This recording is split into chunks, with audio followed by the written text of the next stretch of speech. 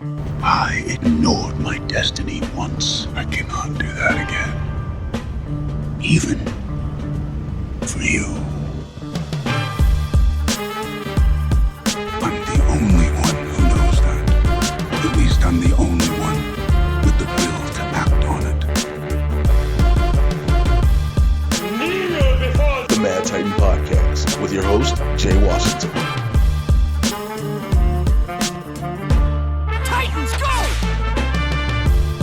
What's happening, everybody? I am back. It is me, your resident supervillain, Mr. Jay Washington, with the 6th episode of the Mad Titan Podcast right here for you guys. I am happy to be back. I'm sorry I missed a week, but if you've been following me on social media like you know you should be doing, and get your shit together if you're not, I've been hella busy. Last week I went straight from Flagstaff, come home for a minute, had shows to go right out to Atlanta for the Black Lightning set visit, which I'll tell y'all about in a second. But I am here. I'm happy to be back, and I had to bring back a special guest of mine. I hope he is not loud as shit on this end, because I can already hear him extremely. His breathing is heavy like he has sleep apnea. But he is currently in New York City. He has visited New York Comic Con, and he's going to help with a lot of information I've got this week for you guys. My homie, the ETCW World Heavyweight Champion, reporter for Cinelinx, the jackass himself, BC Cambell. What it is, bro? Yo, what's up, Jay? I don't know why you keep bringing me on. Like, I really thought that, like, your audience is really going down every time you bring me on here. But, here I am again, so, all right, let's do it. I mean, listen, I decide to be nice and give handouts when I can, so... I don't get this, because you're all like, yo, I didn't get an episode out because I was busy in Atlanta. I'm in New York, and I got my podcast, It Is What It Is, and I got a wrestling podcast out, even though I'm here in New York. So I'm just saying. Well, I'll let you know exactly why I haven't gotten everything out just yet. As I said, I was in Atlanta on a set visit for Black Lightning. Season 2 does premiere October 9th. So some of you guys are getting this later. Some of you guys are getting this right when it comes out. But Season 2 is coming up, and so I got a chance to visit the set and have interviews with all of the series regulars on the show. And what I had to do, thank you also to Cinelinx for helping sponsor that, because I got a chance to sit down with so many people. I got interviews with Cress Williams, who plays Black Lightning, aka Jefferson Pierce, Christina Adams, James Remar, Nafisa Williams, China Ann McClain, Damon Gupton, Marvin Jones, Jordan Calloway. And so all of those video interviews, as well as the audio, I'm trying to get all that together, put it together, but I have to cut up a lot of these interviews because, they gave a hell of a lot of goddamn spoilers. And so I'm trying not to give the spoilers away to people early. You get what I'm saying? So that's why I haven't gotten it out, on top of also having to do everything else. You know what I'm saying? When I got back, I filmed on... I had the Wrestling Compadres. I did movie review talk with Scott Mance for Collider. So I've been doing a lot of shit, sir. I need to do a little bit more. Also, I am doing a little bit more, because I'm going to make this announcement here for those who are hearing it for the first time. If you follow me again on social media, I've made the announcement. The announcement was made. The press release was dropped. I am honored to have the Mad Titan Podcast be officially a part of Nerd Jabber. I want to say shouts out to Claire for reaching out and bringing me aboard. This is a dope feeling for me, bro, because this puts Mad Titan on an international level, something I never would have imagined just this early, but I'm happy for it, and lets me know that a lot of the work I've been putting in is coming to fruition. So, I mean, if you got smart-ass thoughts on that, I'll let you get them out. I regret it. You are too loud. You are too loud. Bring it down. I was gonna give you some kind of smart ass thoughts, but honestly, man, I'm really happy for you. Congratulations. This is a big deal, and this is really freaking dope, man. I'm hyped for you, dude. Thank you, man. I'm just gonna make sure that I keep making this the best thing possible, and keep bringing out the best product, and keep bringing it out the way I've always wanted to bring it out. Like I always tell everybody, with this podcast is barbershop talk for nerds, which means I'm keeping this shit all the way 100. My Southside Chicago comes out a lot. I'm going to tell you things you may want to hear, things you may not want to hear. I'm not going to agree with everything that goes on, and I'm not going to disagree with everything that goes on. I'm going to give you my perspective and break down why I like it, as always. So let's get into it right now with one of the biggest stories of the past 2 weeks. Venom officially debuted in theaters. Now, This movie was met by a lot of criticism already when the trailers dropped. There was no secret about that. A lot of people were hesitant on the film. A lot of people said they were going to see it regardless because Tom Hardy was involved.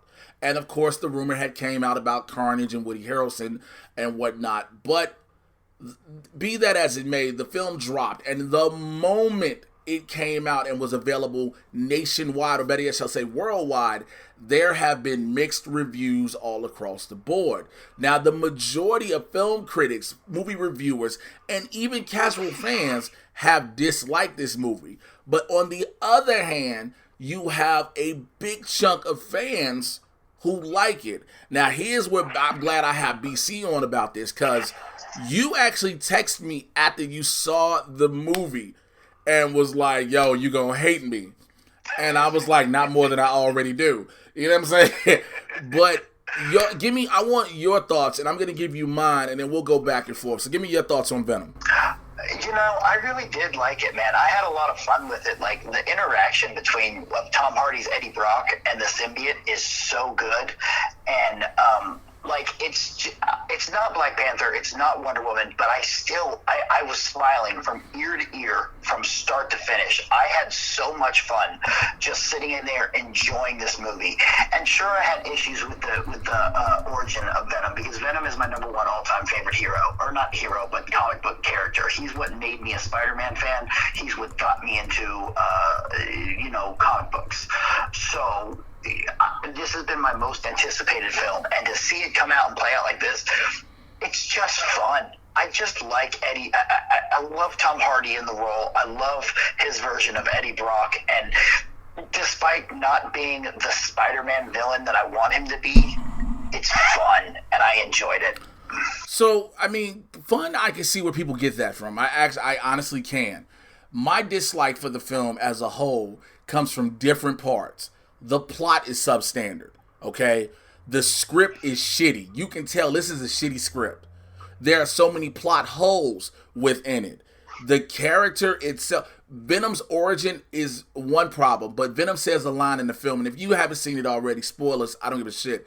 Venom tells Eddie Brock, you're a loser on your planet, I'm a loser on mine. What the fuck, okay? That was like, yo, we really did this. Then to have Riz Ahmed is pointless. Everybody heard Riz Ahmed was in this movie, and everybody was excited. You know what I'm saying? Everybody was pumped up, and the delivery he gave, the performance he gave as Carlton Drake was subpar. Michelle Williams came out publicly and said she only did this film for the money and to work with Tom Hardy, and everything she put on screen shows that. You know what I'm saying? Jenny Slate is cool, but you could have put anybody else in that role. It is not like it had to be Jenny Slate. The usage of Riot to be the villain and have him do all of the things that Carnage does is a waste.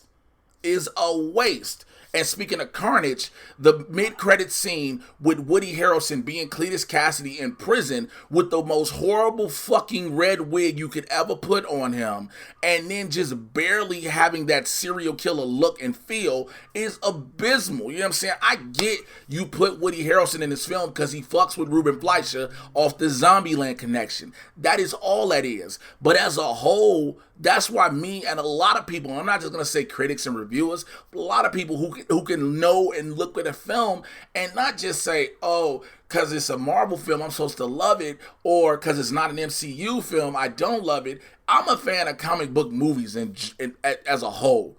I will go see them no matter what. Whether I already have a bad belief about it or a good expectation, I'm going to go see it, and I'm hoping the film proves me wrong. This one proved me right. I'll agree with you on most of those parts. Yeah, a lot like Jennifer Lawrence in the X-Men films. Like she doesn't want to be there, and you can still the same thing with Michelle Williams. Yes, she's just there just to be there. And I think it's a role that you don't need. If with the money it made, there's a good chance they go ahead and get, depending on what it keeps doing, it's got to have legs. It's got to keep going if they even think about. Speaking of money, so over the weekend it has the highest grossing opening for an October film. It made $80 million domestically, $205 million worldwide. Now, I agree with you, but what the real test of Venom is going to be next week's numbers. Yes, it has to have no more than a 50% drop. Like, it cannot have anything more than a 50% drop. And I think I think that number is still too high.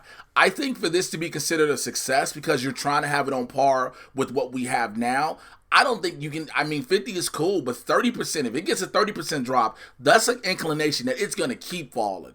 You know what I'm saying? Yeah, but that's what I'm saying. Like if it has a 50% drop, 50 is the norm for a movie. It's going to drop at least about 50. Yeah, this is true. You know, so but if it drops 60, 70% next week, that's where the problem comes. Because I've been in a lot of arguments. I'm not going to even say discussions. I've been in a lot of arguments with fans who've come on my Twitter. Which, by the way, let me tell y'all this shit right now. If you didn't know, if you come for me on Twitter, you've got the right one, because I'm going to fire back at your ass and not think twice about it. But the thing is, people are like, oh, it proved all the critics wrong with box office numbers and blah, blah, blah. And I had to let them know, like, yo, the first week's box office numbers technically don't mean shit, because I can tell you a lot of movies that had fall-offs. Look at Batman v Superman. Look at Thor the Dark World. Look at Suicide Squad. Look at The Amazing Spider-Man 2. All these movies opened phenomenally. Yeah, it's definitely going to have a better second week. It's going to have to have a little bit of legs for this series to continue on. But if they continue on, I mean, I don't see a problem with them recasting Michelle Williams for someone cheaper. I think Tom Hardy would stick around. I think the major issue with the plot holes is my only real issue with the film. Like Riz Ahmed was a one-note character. Very much. So are a lot of older villains in the MCU. So, you know, that's something we've looked past in the past. So, you know, it is what it is with that. But the plot holes and the editing problems all come from the fact that they cut this down to PG-13. This should have been an R-rated film. Absolutely. There's scenes where he eats people and bites people's head off. You see nothing. You see nothing. And then here's the thing I said, and I know, and everybody who knows me knows, I'm so against having to go watch the director's cut to see what a movie would have been. I'm so against it, because I'm like, yo, put that in theaters. Put it in theaters. Yeah. If it's worthwhile, people will watch this movie. You know, especially in this day with Logan, with Deadpool, you can do this. You can make this freaking money, man. And I don't see why I see their hope. They want to put them in the MCU, but just let it go, man. Like, you either go all in or you don't do it. Well, the number one thing everybody will always say, the number one movie everybody will bring up is Daredevil. Is the 2000 Daredevil. Everybody will say, go watch the director's cut. It is 10 times better. That's fair. But that is once in a blue moon when you have movies like that. There's supposed to, again, is 40 minutes cut out this film. I can tell you for sure was part of that 40 minutes, Tom Holland's cameo. Because he's in the film, and I'm pretty sure Marvel, Kevin Feige, them saw the movie and was like, no, take this out. We can't do this. So, which I think hurts, because I love, and maybe this is something that we got with Deadpool, where Tom Hardy's so good as his character. He's really dialed in here and he has fun with it, that we can see Tom Hardy move into a better role. And I'm one of those people that I'm like, look, if it sucks, look, fix it. If you're do a sequel and fix it, make it better next time. You know, I'll give you that moment. But here's the thing with that. If this movie has the drop next week and the following week, there won't be a sequel. Right. It's because this is already scheduled tentatively to be a trilogy. You know what I'm saying? This is set to be a trilogy. But if that drop happens, this was all for naught. And I think Sony shot themselves in the foot. And if that happens too, there goes the Jared Leto Morbius. Oh, of course, everything is gone. Gone. Yeah, all those are gone for sure. If Venom drops and Venom doesn't, and again, next week will tell you if this entire alternate Spider-Verse will come to fruition, because the only thing that's guaranteed to happen is Into the Spider-Verse, the animated film, because you get a big scene of it at the end of Venom. People have seen it at a lot of footage at New York Comic-Con, and everybody's saying it's amazing. I've seen the first 45 minutes. Yeah, and what are your thoughts? So good. Okay, I just want to make sure you don't have your mic up. Want to make sure you don't have your mouth up to your microphone, because 1 minute you sound great, and I know you haven't been asleep, but what I need you to do is dig deep and find a bang in your bag like you normally would have and go for it. But let's switch on, because we could keep talking about this all day. Let's switch on to some other news. One of the biggest things that have come out of New York Comic Con as far as Marvel is Daredevil. There's been a lot of footage that has been coming out ahead of the release on October 19th. And the most recent trailer, the first look trailer we got, gave us a look at Benjamin Poindexter, who will become Bullseye. And we have the looks of Kingpin and finally Wilson Fisk as the Kingpin. And I think the suit in this one, the white suit, looks so. I don't know why I'm just so hyped on a white suit in a TV show, in a sense. Like, it's like, okay, it's a white suit, but it's something about the way this one is cut and this one is done. It is like, yo, this is Kingpin. And for me, it does revel what we saw in Michael Clark Duncan in the 2000 Daredevil. Dude, I'm not gonna lie to you. I love the 2002 Michael Clark Duncan as Kingpin. Mm-hmm. My original wrestling character was based on that. Dope. That's how much I loved Michael Clark Duncan. I even came out to fucking NERD's lap dance. Like, that's how much I loved him. And so I was not happy about Vincent D'Onofrio being cast. I'm like, no, he's not Michael Clark Duncan. And then you see the show, and you're like, God, this guy's good. Changed everything, every type of perception you could have had. Yeah, and dude, the footage they showed us in the Hulu theater is absolutely incredible, dude. He is so dialed back into this character. He's so ready to go, and he is on point. He knows this character and knows how to bring it to the stage. Well, again, I will be checking out. I got the honor to have to get a chance to check the first 6 episodes out. I will be checking those out, and of course, I can't give you guys a review until about October 19th, so we're gonna have to hold on for that. But let's move forward.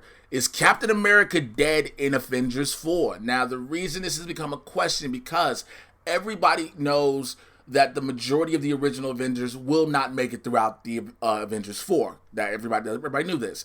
We also know that this officially is Chris Evans' last movie as Captain America. He wants to go more behind the camera, directing and things like that, which you've put 8 years into the role, brother. I can respect it. You can go. Just like Robert Downey Jr. You are the reason, the focal point we have this. If you want to step aside, brother, you put your time in. But it is a tweet that Chris Evans put out that has a lot of people wondering. And he said, officially wrapped on Avengers 4. It was an emotional day to say the least. Playing this role for over the last 8 years has been an honor. To everyone in front of the camera, behind the camera, and the audience, thank you for the memories, eternally grateful. Now, yeah, it does sound like he's just walking away. But with the promo shoots we've seen, the promo pictures we've seen, with now Captain America having the scales, and this tweet, do we see the death of Cap in Avengers 4? I don't understand how the internet's like, did you see this tweet? That means he dies. I'm like, dude, this just means as of right now, yes, he is officially done as Cap. That doesn't mean the character dies. Maybe he just hangs it up and goes to Tahiti and lives on a damn beach. Like, I don't get why every headline's like, Captain America obviously dying. It's a very good possibility, but it's not for sure. Well, I posted it on the Mad Titans website. I said, has Captain America confirmed his death? Because the thing is, it's been rumored he was supposed to die in Civil War. Yeah. So, and we got past that. And then we thought, okay, Infinity War was going to be the moment where it happens. And we didn't get it. But now with the scales that are reminiscent of the iconic Death of Captain America cover, like, this could be his final hurrah, because if he goes away and does not die, the door is open for him to come back. If Marvel is going to move on to this new phase with these new Avengers and new heroes, you have to get rid of the character, unfortunately. And like, writing them out is one thing, but in this universe where we're suspended disbelief, you know, that you're gone means you can come back. If this character's dead, there's no coming back for Steve Rogers. And see, that's where I go, you know what, I don't know about that, because I think the story I could get that, you know, he's the one that died in the comics, but this is not the comics. And what this universe has built, it makes more sense if Stark's the one to die. But I think both are dying. I think Stark and Steve are dying. Like, look, yo, if you want to fucking die in this universe because you're tired, those two have put in the work. Even Chris Hemsworth. You've put in the work, and nobody can really be mad. You know what I'm saying? Because there's people be like, oh, if they die, I ain't going to see the fucking movie. Like, yo, they've put in almost 8 to 10 years. All this time and effort. And plus, Chris Hemsworth is tired of working out like crazy. Like, but I just feel that it goes all the way back to the first Avengers when Stark and Cap don't get along, and Cap's just like, you're not the guy to sacrifice yourself to lay down the wire. And I think that's what's going to come back, and it's going to be Stark going, no, I am the guy. I'm going to sacrifice myself. I mean, I think we all know. Yeah, we all know that. I mean, it's pretty obvious. That's a better story. I mean, it's obvious. But if Stark sacrifices himself and then Cap dies anyway, then you're kind of like, oh, well, that was kind of pointless. No, because there's another line you keep forgetting. There's another line. Of course, he told Tony that in the first Avengers, but you forget the line. Huh? We don't trade lives. We don't trade lives. And Vision tells him the same thing. And so he realizes he has to trade a life. He's going to realize he has to trade a life. So I think, I mean, of course, the tweet where they both go out together. Right. And that's what I'm saying. I think that's the two of them die together, but I don't think, I'll agree the tweet is not as cryptic as, many people have made it out to be, but I do think he's gone. You know what I'm saying? Speaking of Avengers 4, Mark Ruffalo out here pulling Tom Holland's again, and it's like, yo. But the thing is he trolling people? Because I tell you, he's trolling this time because he tweeted out, he's like, hey, can y'all erase what I said? I'm like, okay. This is a gimmick now. So, because here's the thing, because we're still trying to figure out what the title for Avengers 4 is, right? Everybody thought in the photo the Russo brothers released that you could see Endgame. And then supposedly something came out that said it's an Avengers Annihilation. And now, according to Mark Ruffalo, in what he said on Jimmy Fallon, which was bleeped out and everything, I forgot the name of the source, but dude reverse engineered the bleep, and you hear Ruffalo say The Last Avenger. Oh. Yeah. That's interesting, but again, this is Disney, bro. Like, the mouse ain't gonna let him legitimately go out and do that on the show. Hey, bro. You know what I'm saying? Tom Holland is giving away stuff. Ruffalo actually, remember, they brought up the Good Morning America interview where Ruffalo said everybody dies. Which, because, again, and here's the thing about that shit. Because remember, when they filmed Infinity War, they filmed a bunch of dummy scenes. So, which means they literally did film everybody dying. So nobody knew who was going to stick, not even the cast.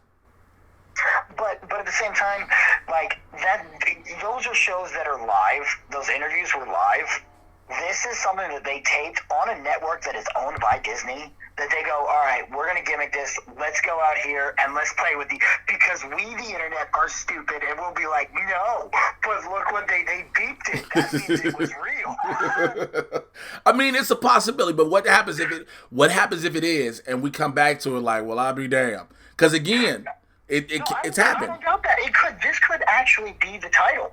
And this could be their way of going, all right, we're going to let it out like this. And then they're going to be like, wait, maybe it's not, maybe it is. Because it still has us going, well, is it?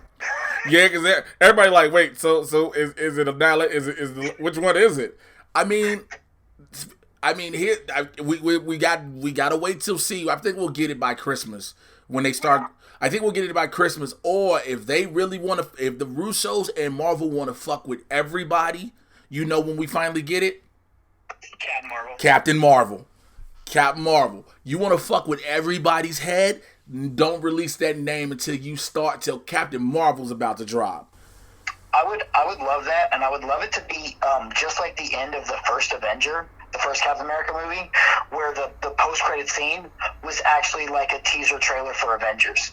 The post-credit of Captain Marvel is a teaser trailer for Infinity War 2 or Avengers 2. Yeah, whatever it's called. Yeah, I got what you're saying. Well, here's the dope thing. So, I mean, that's what's going to happen. Another thing, speaking of the Avengers, so a lot of Avengers stuff's come out.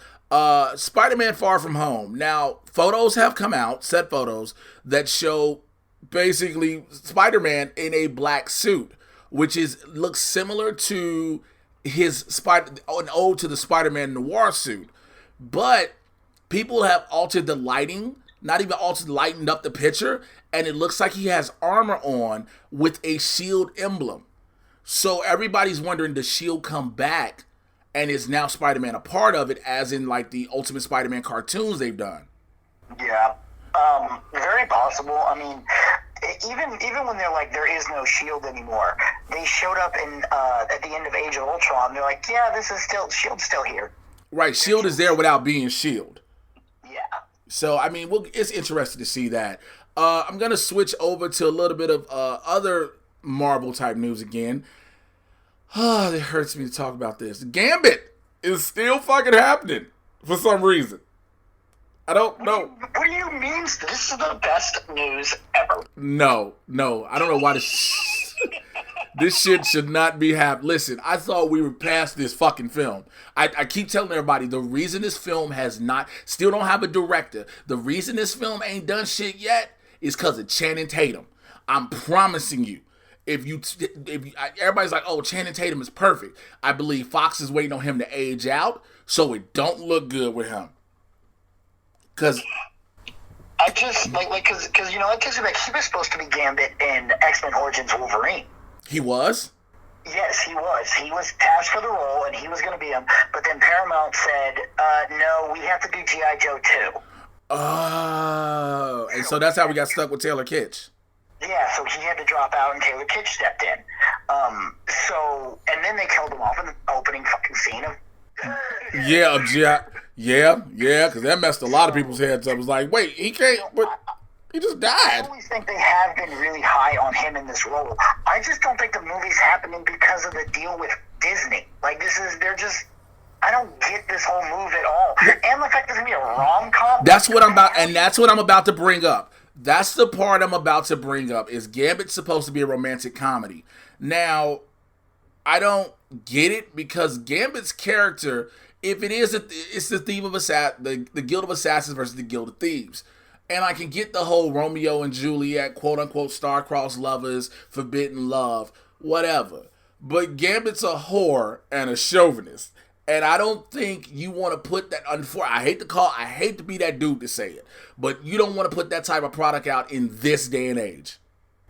Not to mention, even that, and even if there is a girl that you're like, yeah, Gambit loves it, if this ain't gonna be Rogue, so no. Well, there was a love affair in it. We've seen in the comic books and the cartoons. Yeah. There was a love affair with a member of the her name's Belle from the assassin from the Guild of he's an assassin, right? Yeah, and I'm pretty sure that they had casted her, and that is the role it was. But at the same time, that's kind of like the one, the Gwen Stacy before Mary Jane. It doesn't work out. Yeah, I mean, it makes zero sense. Now, Simon Kinberg, he breaks down some of the reason why the romantic comedy element works. He said, quote, when you look at Gambit, he's a hustler and a womanizer, and we just felt like there was an attitude, a swagger to him that lent himself to romantic comedy. I want to read that one more again, because in case y'all didn't get that shit right. When you look at Gambit, he's a hustler and a womanizer, and we just felt like there was an attitude, a swagger to him that lent itself to romantic comedy. Again, this day and age, if that shit happens, man...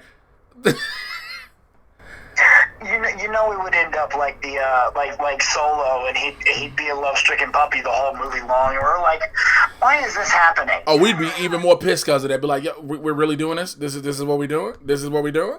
Speaking of Fox films, because they're supposed to be happening. X-Men Dark Phoenix. They dropped the trailer, right? If you saw on my YouTube channel, I have a trailer reaction to it. And I'm going to say, just like I said there, this is X-Men The Last Stand Part 2. That is all this fucking is. They dropped the trailer and it was like, yo, February 14th, 2019, you are getting Dark Phoenix. And no more than 24 hours later, they was like, hey, man, we said Valentine's Day. We're going to do the summer. Yeah. We're going to...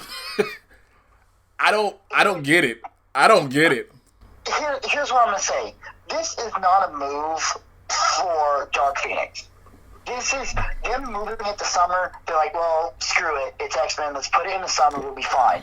This is because of the other news that was hidden in that thing too. Alita Battle Angel taking over that original time spot, the February 14th. Yeah, I mean, I can see that. That movie out.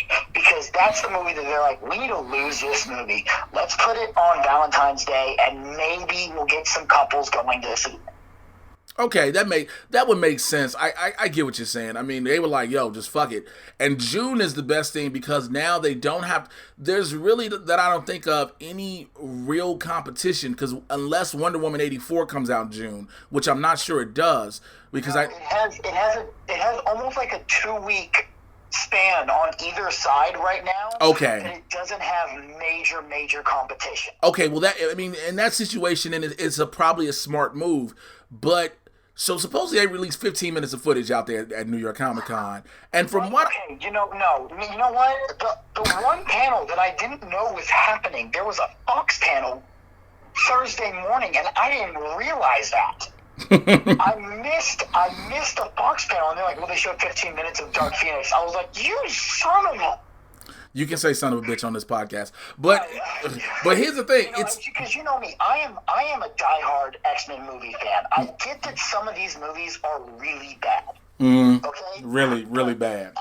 I saw the first X-Men film 3 times in theaters opening day. All right, little 8th grade I think it was 8th grade BC, went to the damn theater, saw it at 10 a.m., saw it at 1 p.m., saw it again at 8 p.m. So little 8th grade BC didn't give a fuck about his education is what you're telling us. Not one bit. but nonetheless, it's just... My excitement for Dark Phoenix is the fact that I know, like okay, cool, there's a rom-com Gambit coming out, but it's not really coming out. So this is the end of a near 2-decade saga for me, a saga that I've grown up with. I love the mutants, even though they haven't got them right the majority of the time. I have loved and had fun with these. And I can sit there and go, X3 is a terrible freaking movie. It is awful. I think we all have done that. I don't think you... But, damn it, I watch it over and over because Kelsey Frazier is beast, and that's hilarious. Okay, if you have to have any saving point to that movie, is Kelsey Grammer as fucking beast. I will admit. And I'm with you on the trailer. I liked the trailer, except if you go watch my reaction, you can see me get physically mad every time J Law shows up, or Nick Holt. Is it Nicholas Holt? Yeah. I'm just like, put the makeup on, you stupid piece of crap. So here's the thing. They say now, I've been reading some of the reviews, and some of the reviews have honestly said the 15 minutes that they show, which is basically how Jean gets the Phoenix Force in her, are pretty decent for the most part, right? Yeah. Cool. Then there's a part towards the end where J-Law, Jennifer Lawrence, tells Charles Xavier, you know what? The women do a lot of saving around here. You might think about changing the name from X-Men to X-Women.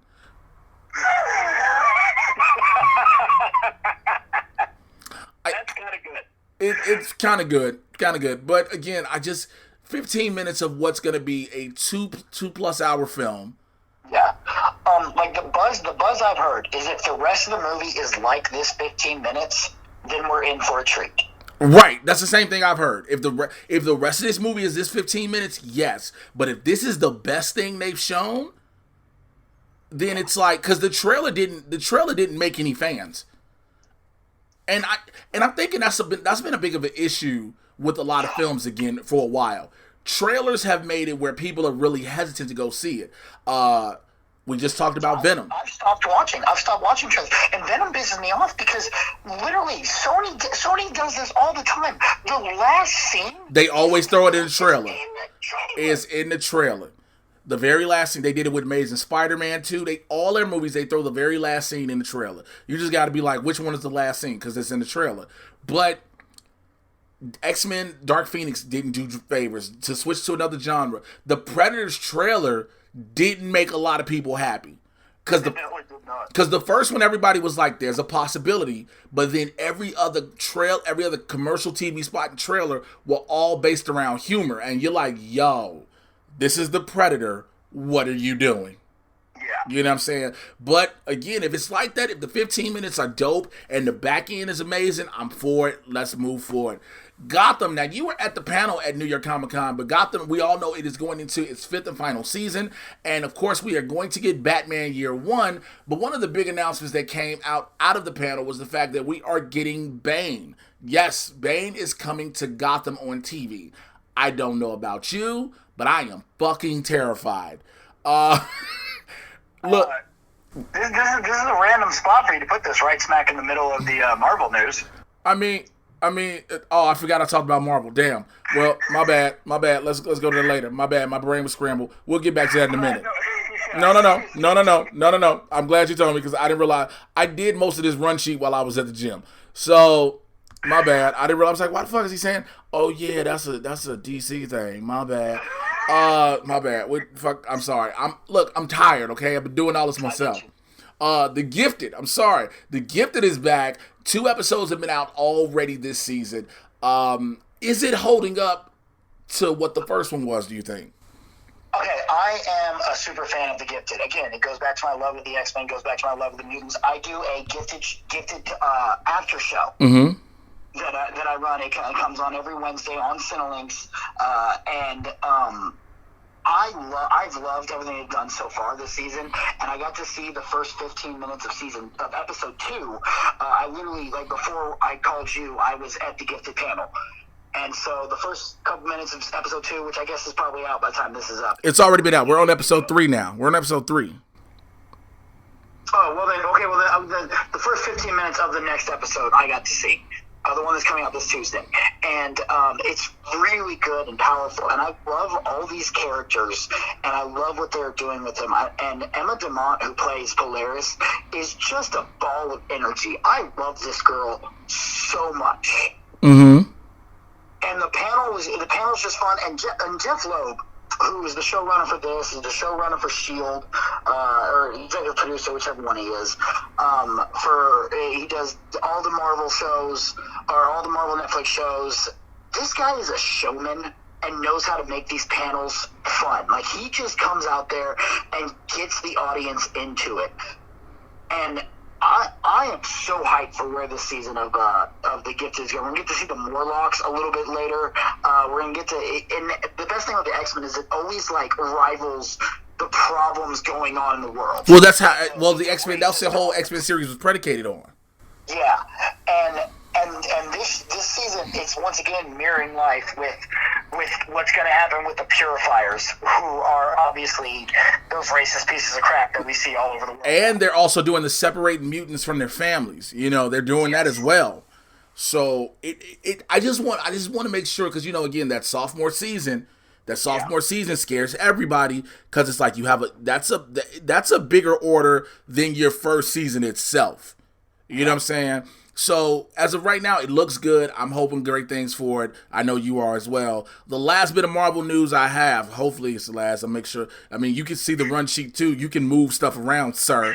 You could have did that and say, I just want to say, no. Let me stop right the fuck here and let me tell y'all something. So every time I have a guest or whoever on the show, if they have to be via phone, Skype, or whatnot, I like to give them a copy of the run sheet so they know exactly what I'm talking about. But I also give them a copy in Google Docs, which means I share it with them and allow them the ability to edit, which means BC looked at the run sheet, saw I had this Gotham news in the midst of Marvel news, didn't say a goddamn thing, and let me go until I started talking about it and hit me with that's really weird. You're talking about that in the midst of Marvel news, right?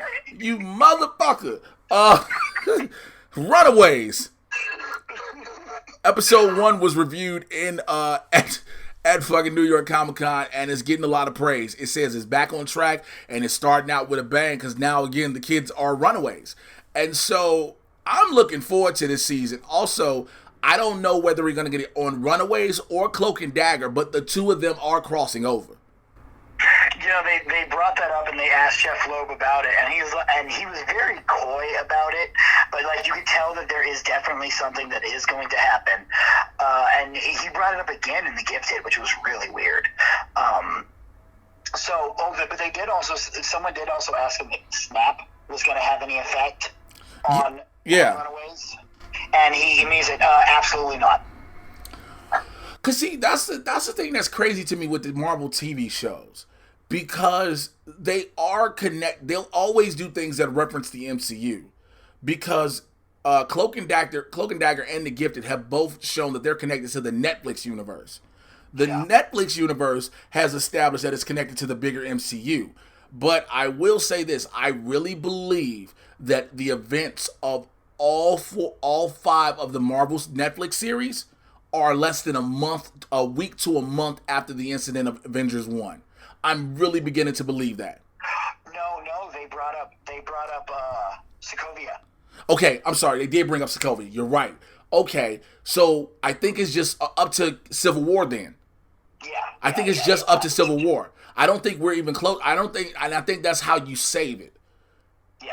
So I think all of them are right after Civil War. I don't think any of them have hit the Avengers Infinity War story, which if that's the case, then I understand why nothing is affected by the snap. Yeah. I can see that. Exactly, I agree. And speaking on the episode itself, God, I love this show. I do too. It's so incredible, dude. And you're right. They're officially runaways now. They're on the run. The entire city is looking for them, though. Everyone's out there. They know that these kids are out there, and they want to find these kids. The kids are trying to do their best to survive, to live, to find money, to find food.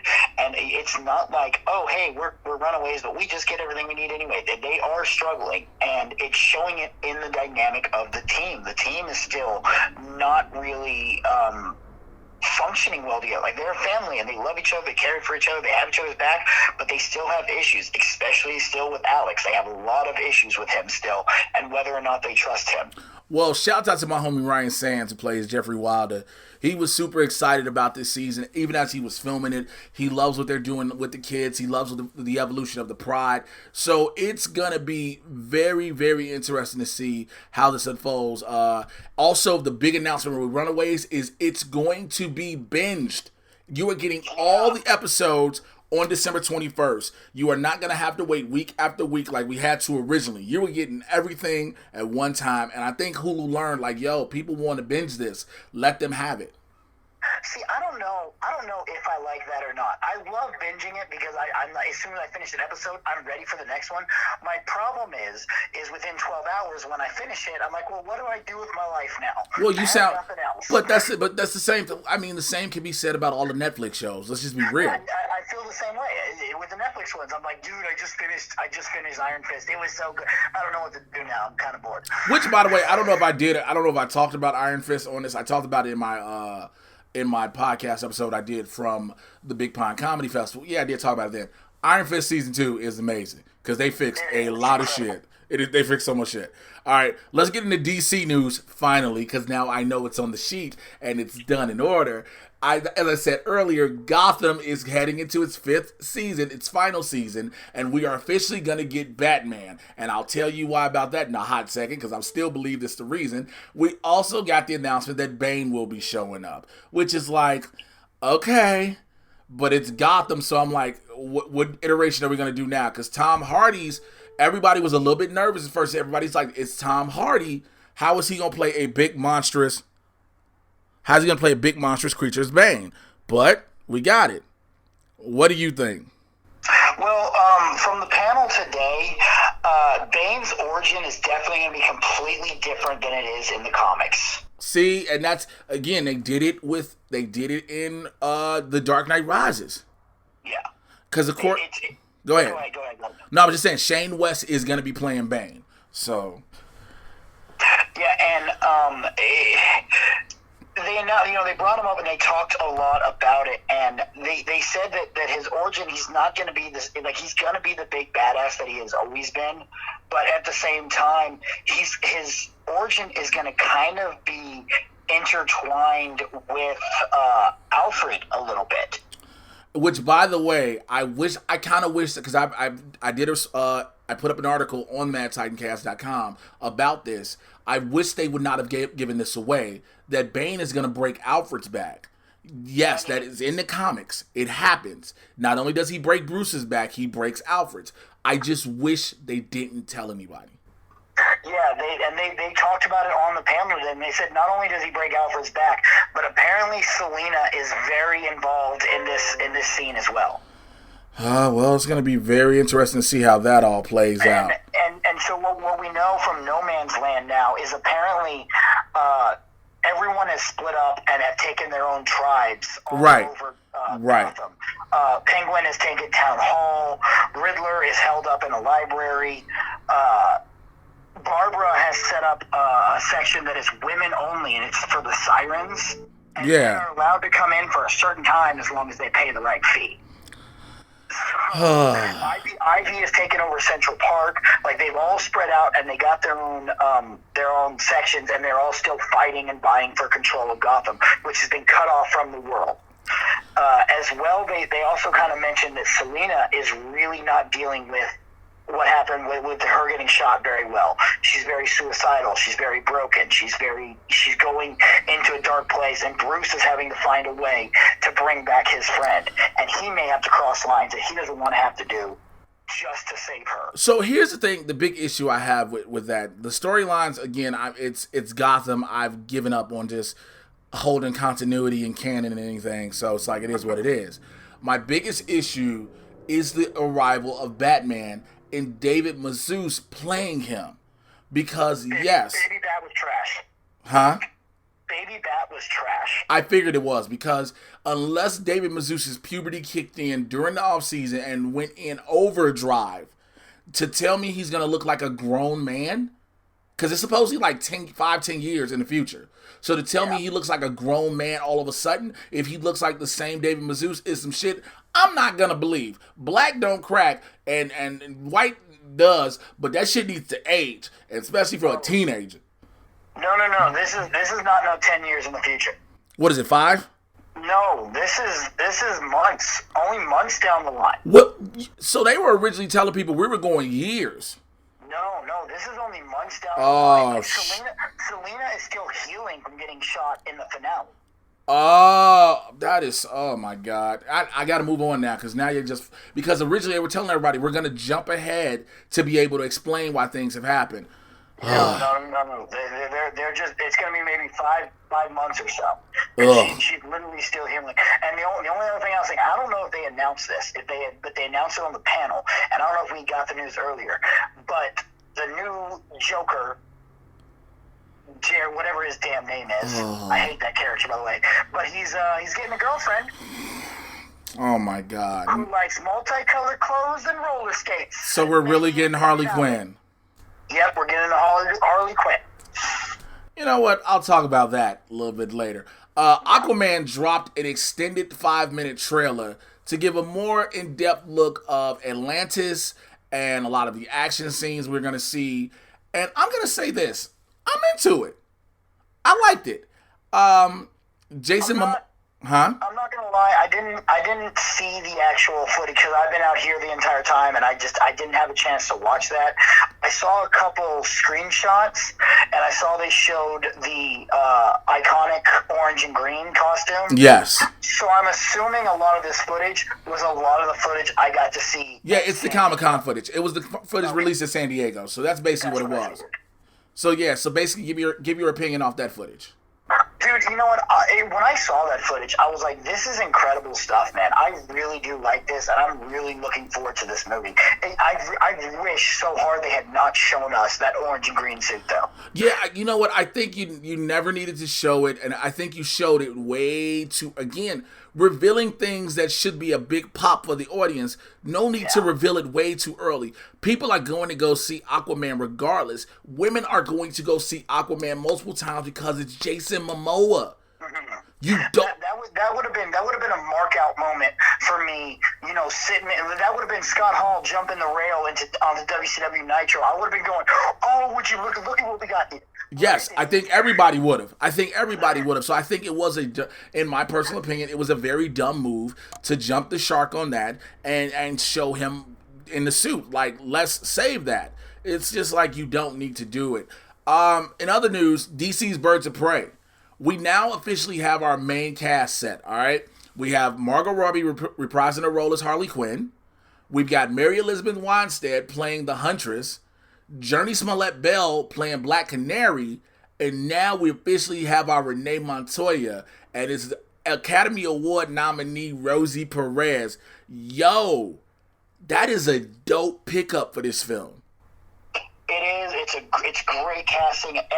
It's good casting all around. Like, everything about this film sounds, on paper, incredible. And they say the big bad, the main antagonist will be Black Mask, and he's gonna be tied to Montoya in a way. So again, but the problem is, you're calling it Birds of Prey, but you're saying there will be no Batgirl, i.e., won't be any Oracle. That's throwing me off. Right, that's a problem. I think a lot. Again, I know some people may be listening to this who aren't your normal comic book fans.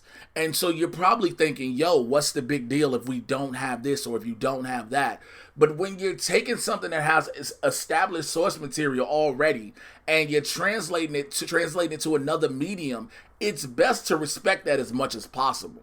You know what I'm saying? Because you want those who are fans of what you grabbed this from to go see your film or your TV show. But you got to keep it the same. And I think doing this is going to hurt it a little bit.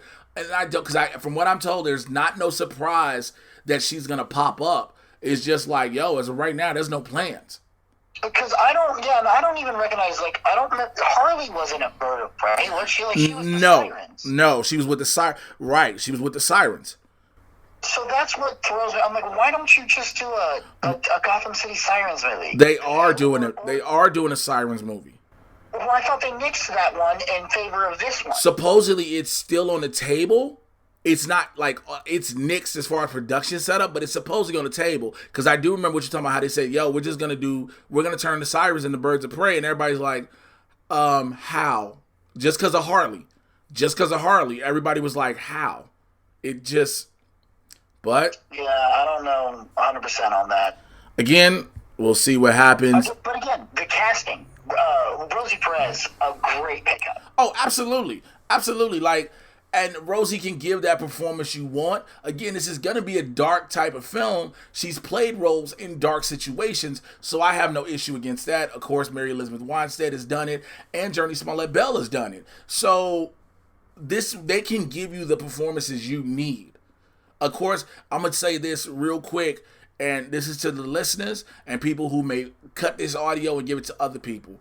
To all you racist dickwad fuckboys out there that all of a sudden got mad because Journey Smollett Bell was cast as Black Canary. Told us, oh, she goes in black in the comics. Suck my dick, all right? Because I'm tired. Yes, there are certain people who you cannot change their ethnicity. You know why? Because their origin is based upon their ethnicity.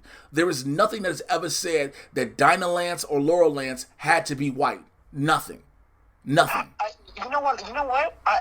And maybe I just haven't seen it, but I didn't notice much of a backlash on this time. I mean, it was quenched real quick, because of course you had those who came out the woodworks, and I didn't openly address it, so that's why I'm addressing it now. But my spaz out moment was I don't remember who it was, but I saw someone point out that Smollett, she was Michelle Tanner's friend on Full House. Yeah, and she used to have a show on ABC as well, on TGIF, with all of her brothers and sisters, because I believe she's one of 9. She's I was like, that blew my mind. I'm like, oh my God, I remember her from that. Yeah, I always realized it. Yeah, I've always known who Journey Smollett Bell was. But let's move to. I also remember her from ATL. Yes, ATL. Gridiron Gang. Yes, absolutely. But some more news. The main man is finally coming to the screen. If you don't know what I'm talking about, Lobo is finally coming to television, and he is coming to Krypton. Now, I was excited when I heard Lobo was coming. I was pumped. But then I heard he was going to Krypton, and I was like, oh, shit. Because, don't get me wrong, I watched the first season. It's a dope season. But I don't think Lobo's character fits in the Krypton realm. Okay? Go ahead, B. I thought Krypton was canceled. Oh, nah, bruh. When this news came out, I was like, wait a minute. Is that show still on? Nah, bruh. Krypton got a second season, and it'll be debuting soon. So he's gonna be played by Emmett J. Scanlon from Guardians of the Galaxy and many other movies and TV shows. They showed a picture of him, so they announced him the first day. The second day, we got the look of him as the character, and I was like, I see what you tried to do. I see what you were shooting for. I mean, it looks like him, but it looks like it fits. I hate to say it this way, but it fits the version of what they're going to do for Krypton. But again, the problem is Lobo's an already character. Yeah. And Did you see Cody Decker on Twitter? No, I missed it. What'd he say? He goes, man, this Crow remake looks kind of weird. Wow, because it sure in the fuck does. So the story about Lobo, he's a bounty hunter he's the last of his kind because he killed his entire species on the planet. He is a genius. He is strong as hell. He has sometimes been adversaries and allies with the Justice League. And now and he's an immortal. He's an immortal too. So he can be in the past when it comes to meeting Superman's grandfather. It's just the character itself. That's my biggest issue. Yeah, it's interesting. It's kind of maybe like, all right, hey, let's test the waters here. Let's see what if audiences will respond to this character. Let's see what we can do, and then maybe we throw them into some movies later on. Well, see, I mean, different versions, obviously. But I feel like this is kind of like let's test it. Yeah, I got you. I mean, we'll see, because it's just like I want this character to be done well. The twist they did with the whole. What you say? I like Krypton, but I just kind of, I don't know if I can't say burnt out on it. It got to the point that I turn it on and then I would do the dishes or just kind of have it on there. Yeah. And I'm just like, all right. Well, again, we'll see how they play it. Speaking of DC TV, Titans has already been renewed for season 2. Okay, they've already renewed it. Here's the thing: they premiered the first episode, and it has had, when I say really mixed reviews, you either love this or hate this. There has been no in between. So, and I get it, there is no loss for DC to renew it already because it's their show, their platform. But man. Unfortunately, I did not get to see the premiere for Titans because it was Wednesday night. I didn't get here to New York till Thursday. Of course.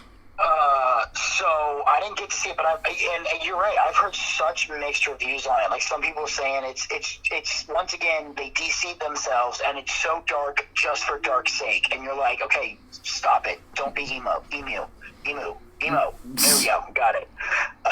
Because emu is a big ass bird. I was gonna say, But then I talked to another friend of ours, Dorian.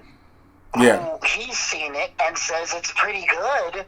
And not only that, but Starfire is a breakout character of it.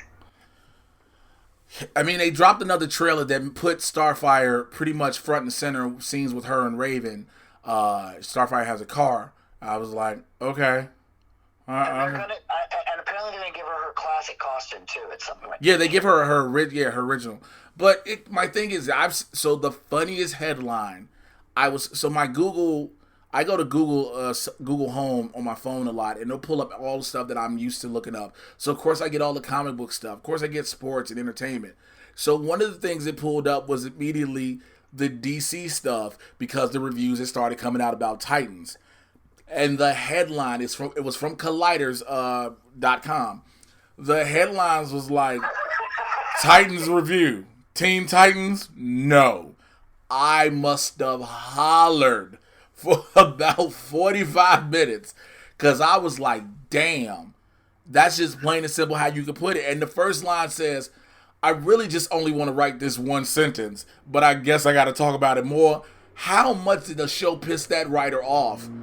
When you're like, yo, I didn't even want to talk about this anymore. Then you know what I'm saying? That's what, it's like, it's either one way or the other. You either love it or you hate it. I mean, I guess it's going to be for the world to see October 15th when it comes out. Thoughts? I don't know. I mean, obviously, I'm gonna watch it. I'm gonna give it. I have the DC universe, so I'm definitely gonna check it out. And I hope it's a lot better than it looks, because I'm one of the people that think it looks like trash. But I am hopeful, especially when we saw that photo of the two Robins. I'm like, well, that's interesting. I want to see where they go with this. Well, because we know what happens to the other one. Exactly, and so that's why I'm like, what are we gonna do here? I'm like, are you telling me towards the end of the first season, Robin Dick Grayson gonna get a notification? Hey, Robin, bad news. What happened? Jason Todd's dead. Oh my God, what happened? He got the shit beat out of him with a crowbar. Well, you know, Batman, I can't handle it no more. That's your fault. Wait, I need you. Hello? Okay, I already got a new Robin. It's my son. No, I found this other boy. He goes, well, look, Bruce, why do you keep finding young boys? Mind your business. Mind your business. Like, you keep just recruiting young wards. Something you want to tell me, Bruce? No, I've had women at the house. I didn't ask you about that, Bruce. I just said, is this something you want to tell me? I'll go to these things before I go. Well, yeah, I'll go to this last story before I go to my Black Lightning set visit recap. Zack Snyder said that he would have killed Batman, if inevitably, in his series, had it gone on. So a user posted, I think it was on Vine or whatever. It was about Vero. Yeah, Vero. I had that app on my phone for all of 2 days. Posted about it, was like, yo, this would have happened and blah, blah, blah, had this gone further. And Zack Snyder commented, no doubt. Here's my issue with it. I've said it on many other platforms. Zack Snyder at this point needs to shut the fuck up. Yeah, he needs to just let it go, dude. Let it go. Like, come on. You just keep getting more stuff, and the fanboys are already so angry. Just stop. And that's all. And that's what I'm saying. That's all he's doing is poking the proverbial bear, and the bear are his fanboys. First of all, because nonstop they keep going, we'll release the Snyder cut. I'm sick of hearing that. Or if Zack Snyder still had it, shut the fuck up. He doesn't. And Zack Snyder just needs to stop because he's making it bad. He's making himself look bad right now. Like, yo, you stepped away, which we know why and we all respect it. You said you need to be with your family after the untimely suicide of your daughter. Respect it, can't argue it at all. But you never, they were like, yo, we don't need you back. And you kind of was like, all right, well, cool. And so now we're moving on. You move on. You know what I'm saying? Yeah. You know what I'm saying? Just move on. Like, and I hate, like, anytime we talk about, we have to still bring up Zack Snyder and the DC universe. Well, DCEU, because it's like, yo, we're past this now. Like, Justice League happened. We all know it was a dumpster fire, and supposedly it would have been a dumpster fire one way or another. But it is what it is. That's old news. It's dead in the water. We're now moving ahead. We're now looking towards Wonder Woman 84. We're looking towards Shazam. We're looking towards Aquaman and all this, that, and the third. So let us have that and just, yo, do what you do. Do something else, but stop doing that. I think that shit's terrible, bro. I really do. And, like, I think it's annoying. But final DC bit of news, like I told you guys earlier in the beginning of the show, I got a chance to go to Atlanta to visit the set of Black Lightning. It was myself. It was brought to you by the Mad Titan Podcast at Cinelinx.com. Thank you to BC for hooking me up with the Cinelinx people. So I'm going to have these interviews. I'm just going to send him all the files, and I'm going to let him figure out where the hell to put it. I'm like, yo, take this shit, do what you will. But it was amazing to talk to all the cast members to get their insight, because one of the things they had us do before we went out there was to see all the first 3 episodes. So a lot of the cast has not seen anything. The cast are still working. When we went out there, they were filming episode 9. And so the cast is still filming, so they haven't seen anything. So a lot of things they were asking us is, what do you think about it? And all of us in the different roundtable type services we had were like, yo, it's dope. BC was with me in San Diego when we did the roundtables, and here's the difference. In the roundtables in San Diego, we only got 5 minutes with the cast members. 5. I've actually started uploading those videos on my YouTube right now. Like this week, you can catch one a day leading up to the premiere of Black Lightning. Okay, I had the audio up on my Patreon, but guess what? No one supported the Patreon, so I'm done with the Patreon. I'm gonna probably give them to you as bonus episodes, right when I put this out. I'll put this stuff out this week, and then we'll go further. But it was interesting to talk to them and to see the sets and what they're doing this year is going to be great. Also, the announcement of Erica Alexander being Perina in the second season has come out, so that's not going to be a secret. But what she's doing and how they do it, they said her arc, is going to involve Jennifer and helping her control her powers. To bring Erica Alexander on, like, yo, listen, if you don't know who she is, where she's from, Living Single, The Cosby Show, and the movie Get Out, and more. She's an author and everything else. But I bring up Living Single first because Tobias's father was played by T.C. Carter, Terrence Carter, who was Kyle Barker in Living Single, right? Uh-huh. The star of Black Lightning is Cress Williams, who was Scooter in Living Single. If you tell me you bringing in Queen Latifah, just call her Khadijah, and yo, I'm done. I'm here. I am already a fan of this show. I have been a fan of this show. Nothing is going to change that. But goddamn it, I will wear a Black Lightning flag if Queen Latifah shows up.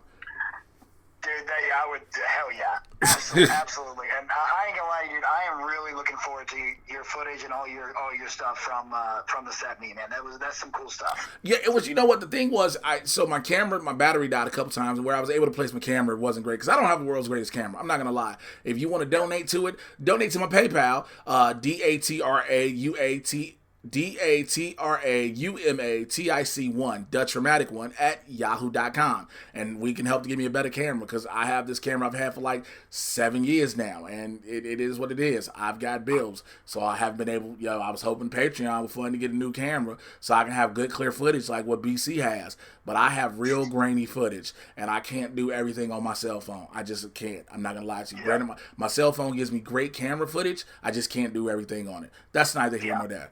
But also, in addition to Erica Alexander, when I tell you they have some top-notch special guest stars throughout this season that come in out the gate, you are going to be excited. Because these actors that they have, you love them. You love them already in the projects they've done. And so to see them in this element is amazing. To talk to them about how it felt, first of all, getting the second season, starting to film the second season, and what their expectations are was a great thing. I love talking to Jordan Calloway, who plays Khalil, a.k.a. Painkiller. The first thing I hit him with out the gate was, so let's talk about this hair, fam. The first thing I hit him with was, let's talk about this hair. It was just fun talking to Nafisa Williams, who plays Thunder. She is really about this, and more so being a superhero and being for the culture. She is so proud to do this for the culture, to show that a strong black woman can be a hero, can save you, and different things. China Ann McClain, we just joked and laughed a lot, as we always did. Did you give her my number? China Ann McClain is 20 years old. So? Okay. I would like to say the statements made by Ben Campbell, BC. She's a strong, sophisticated woman. I love her. The comments made do not reflect the opinions or thoughts of the Mad Titan podcast, nor its host Jay Washington. I just want y'all to know, because if I'd have said that shit, everybody like, what the fuck wrong with him? And I'm not saying my boy got issues, but I was like, yo, she tiny. Like, cause we saw her in San Diego, and I remember we met her. She was sweet. She's a sweetheart. But also, that's the thing too. Like, again, if you've never filmed on television and film, and when you hear people say the camera adds 10 pounds, it does. Which is why I understand to an extent why a lot of these actors and actresses are starving themselves, because they already look buffed and bulky when it comes to the show. Stephen Amell is a twig. That's the one I was going to bring up. I can't. It blows my mind every time I see him. Stephen Amell is a twig. So tiny. Stephen Amell is a twig, but on Arrow, you're like, my God, like, how did he bulk up? Stephen Amell is a twig. Okay, Nafisa Williams is small. China McClain is small. Cress Williams is very like slender. And I get it, because, of course, the image you want to perceive, which I also believe we have to break that bullshit standard, because, like, yo, I'm a thicker dude who I've lost a lot of weight, and I've toned myself up. But that is for me. That is not just for the look on the camera. You know what I'm saying? But it is what it is. Talking to James Remar, like he remembered me from San Diego, and one of the things I told him was like, yo, I've always been a fan since you were Raiden, but I forgot he was in the Warriors. Like, oh yeah, he was in the Warriors, and so like I was a diehard fan of that man. So like what Gamby does this year is amazing, and of course, speaking of Gamby, getting to do the set visit, to go see Gamby's shop, to go see the Lightning Lair or Gamby's Lair, whatever you want to call it, and to see what they have in store for season 2. Now, in the trailer, this is not a spoiler because it's in the new trailer. They finally show you the cases where the suits are. So they have the cases. Nice. So we're finally getting, because you know how with every hero, with the not even with exception, with all the heroes, with the exception of the legends, their suits are always put up. And Supergirl, because of course, is always under her clothes for some reason, which always seems weird. Like Superman's, because she has a skirt. That's the only reason it seems weird. But you finally see the cases for where the Black Lightning costume and the Thunder costume are. And we got to look at those costumes up close. Those costumes are tiny. The suits are tiny. And Chris Williams said it takes him almost a half an hour every time he has to put on a Black Lightning suit. That's nuts, dude. That is bananas. Like, I mean, and then just, you gotta bet that they probably film as many of the scenes in the suit as they can in one setting. No. You're telling me they go shot for shot on these? They go what needs to be done. Like, yo, this is the schedule. They try to do all the, if they need to do multiple days of him in the suit, they try to knock it all out. Yeah, that's what I was. I think they try to knock that out. Like okay, listen, we're doing these scenes today because these are the scenes that you're in the suit. No, not just today. Like maybe a couple of days. So like today, they'll knock if they need to knock those out because of course it takes so long to get in the suit. But it's just like when you see them up close, it's really interesting when you see the difference, even in the DC film suits. Because like I remember at San Diego, they had all the Justice League suits on display, and so those are like, okay, these are bigger bodies that can get in these suits, right? Like they made them bulky and like look like they have a little room in them. The TV suits just don't. Yeah. And so it was, but nonetheless, it was fun. It was super fun. Shout out to the publicist for Black Lightning, Lachelle Sargent. She is amazing. I've got to talk to her. She is such a cool person, down to earth, but she is great at what she does in promoting that show as well as the other shows she is responsible for with publicity. But to see that set, to be inside the Pierce home, to be inside Garfield High School, to be inside Tobias's apartment, to be inside Gamby's lair. I mean, I can keep going on and on of all the places we see, and it is just amazing. And I like I said, all the footage. The reason I haven't had it out just yet was because I have to edit a lot out because a lot of the conversation is predicated around the first 3 episodes, and I do not want to put those out because it's hard to try to remember which episode is which. So I don't want to put any of that information out. I want to make sure anything I put out are general questions. So I'm gonna put out hopefully the first couple maybe in a day or two. But that's the thing with that. But again, I'm grateful. Hope to do it more. Hope to be able to do more of the Arrow show set visits. I mean, granted, I got to be able to pay my child support so I can get a passport to go to Canada. Look, man, I've been back on bills for a minute. And like, yo, I've been trying and hustling. So like, people don't understand. Like, yo, I'm not making a killing. I'm barely making a living, but I love doing what I do. Hopefully those that will open the door further. The Lord says your gifts will make room for you. And that is what, if you know, I'm a big believer and that's how I believe that. But that's another story. I don't want everybody going, oh man, he getting religious. I mean, I love the Lord. There's no secret about it. I'm not ashamed about it, but let's just say, hopefully I'll be able to do those more. But go ahead. I'll just say, Jay, man. You know, we give each other a lot of crap and stuff, man. But like I said, man, we stay on that grind. We keep hustling. We keep doing what we can do, and good things happen. And good things are happening for you. Everything you do is outshining the last thing you did. So just keep at it, my brother. Thank you, bro. I mean, yeah, I you know what? But I think the only reason we bullshit each other and give each other shit is because, first of all, we're of the same cloth. We're of the same fraternity. And by that fraternity, I mean for being professional wrestlers. There's a thing about that where if you're not going to rib each other, something wrong. Like if I don't rib, very true. If I'm not willing to rib you, that means I don't give a shit about you as a person. As a human being, I don't care about your life. But again, I'm grateful for that, and I thank you much because you've been instrumental in helping out with a lot of things. And I've always told you, anything I can do on my end, anything I can do on my end, I will. Like I brought you with me for the roundtables. Like, always have, brother. And so, but with that being said, what do you got coming up, this week, or what do you have coming up, and how can people find you and things like that? What you do? Well, most importantly, this Saturday, October 20th, I'm defending my ETCW World Heavyweight Championship out in East Texas at Wills Point Middle School. Come out there, check it out. If you're in Texas or in East Texas, come check it out. As far as wrestling goes, you can also catch the MPX. I'm on the MPX Wrestling Network now. Go to network.mpxwrestling.com. And, of course, my podcast, It Is What It Is, every Thursday. Gifted Talkers every Wednesday. Both can be found on Cinelinx, as well as Go Home, which is WWE pay-per-view right before every WWE pay-per-view we break down the card. Find me on all social media at Real Jackass BC, RealJackass BC. Man, all right, appreciate that. For me, I do have a lot of shows coming up. I just don't remember what's when. I don't remember till I get tagged in the flyer the day before, the day of, and I'll be like, "Oh shit, I got to do that." It's just because I'm doing so much and my brain is scrambled and fried. My website will eventually have them up, jwashington.com. But follow me on Twitter and Instagram at Mr. J Washington. That's MRJAY. You should know how to spell Washington. Like I told you earlier, and I'm gonna tell you again: if you try to come for me and try to be smart, and you think, "Oh, well, Jay's a public figure, and he's on these things, so he's not going to say anything back," you are a whole lie, okay? You are a whole lie. I am going to tell you about yourself, and I have zero qualms about it. Make sure you do that.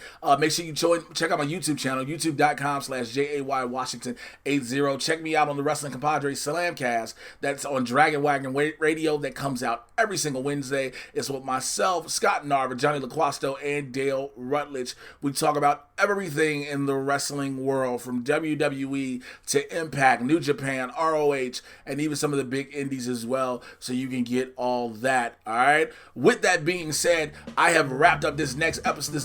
This episode. Next. You know what? I'm gonna leave this in here. I'm not gonna even take it out because I don't care. This episode of the Mad Titan Podcast with me, your resident supervillain, Mr. J Washington. Again, thank you to my friend, my brother, the Jersey Jackass BC. Hey man, get back to Texas safely. Stay away from New York hookers. That pizza is trash, and I will holler at you guys later. You want to throw that in there at the very end? That is, don't even try me with that Chicago crap. That's not pizza. That's lasagna, bro. First of all, we have 3 different types. We have thin crust, we have deep dish, and we have stuffed. And all of them beat out that shit at New York you all call pizza. So, I will holler at y'all later. Take care. I'm out of here. Peace. Such a dick. You think you'll throw that in there at the end? Don't come at me with my New York pizza, son.